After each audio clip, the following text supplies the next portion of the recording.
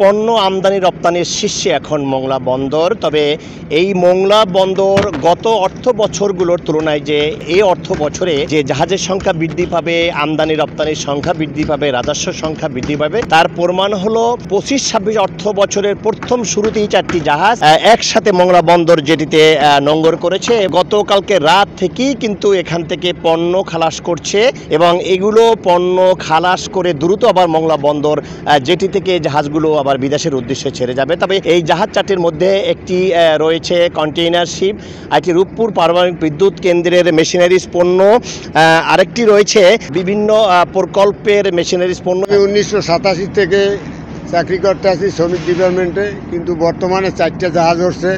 খুব ভালো লাগতেছে আমাদের। বছরের শুরুটা কিন্তু অত্যন্ত ভালো হয়েছে, কারণ বিগত টাইমের কিন্তু ধারাবাহিকতার একটি ফল।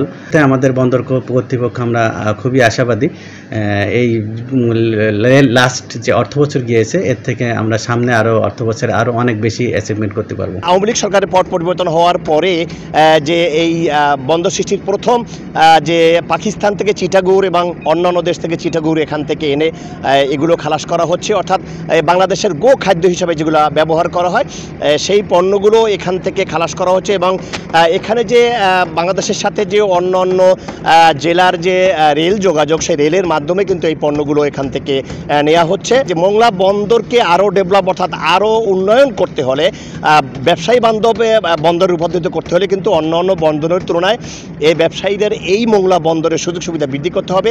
ব্যবসায়ীরা মোংলা বন্দর যত আরও বেশি ব্যবহার করে, বিদেশ থেকে পণ্যগুলো আমদানি করে, এদেশি পণ্য বিভিন্ন দেশে রপ্তানি করে, সে ব্যাপারে তাদের যত প্রকার সুযোগ সুবিধা দেওয়া দরকার সব কিছু ব্যবস্থা করে রেখেছে মোংলা বন্দর কর্তৃপক্ষ। মাহমুদ হাসান, সময় সংবাদ, মোংলা।